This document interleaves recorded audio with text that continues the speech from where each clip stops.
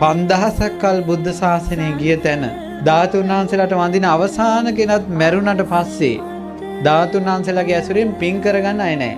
අන්න එතකොට මුළු ලංකාවෙම තියෙන ධාතුන් වහන්සේලා මේ උතුම් ස්වර්ණමාලී සෑරජාණන් වහන්සේගේ මුදුනට එනවා. ඉරිදීව.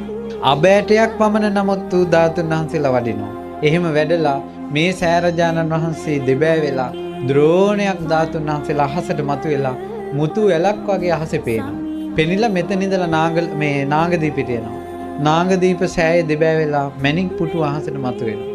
මතු වුණාට පස්සේ අර මැණික් පුටුවේ ලස්සනට ධාතුන් වහන්සේලා පිහිටලා මැණික් පුටුවත් එක්කම මේ ධාතුන් වහන්සේලා දඹදිව වජ්‍රාසනයේ බුද්ධ ගයාවට වඩිනවා. ඒ බුද්ධ ගයාවට වඩිනකොට හැම ලෝක ධාතුවකින්ම බුදුරජාණන් වහන්සේගේ කේශ ධාතුන් වහන්සේලා, ලෝම ධාතුන් වහන්සේලා, අස්ථි ධාතුන් වහන්සේලා, නඛ ධාතුන් වහන්සේලා සියලුම ධාතුන් වහන්සේලා වඩිනවා ඒ වෙලාවට. වැඩලා අහසේ බුදුරජාණන් වහන්සේගේ ලලාට ධාතුන් වහන්සේ පිහිටි තැන එතනම පිහිටනවා. අකු ධාතුන් වහන්සේලා පිහිටනවා. ඒ තැන්වල හැම එකක්ම අබෑටයක් නමුත් ධාතුන් වහන්සේලා පිහිටනවා. පිහිටලා බුදු සිරුර මැවෙනවා.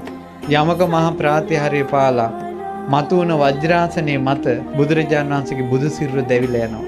ඒකට කියනවා ධාතු පරිනිර්වාණ. දෙවිවරු හඬනවා, වැළපෙනවා.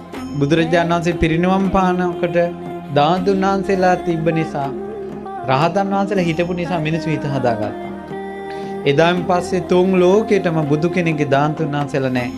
හඬනවා, වැළපෙනවා, පෙරලෙනවා දෙවිවරු. මනුස්ස ලෝකෙ මිනිස්සු මේක දන්නේ නැහැ.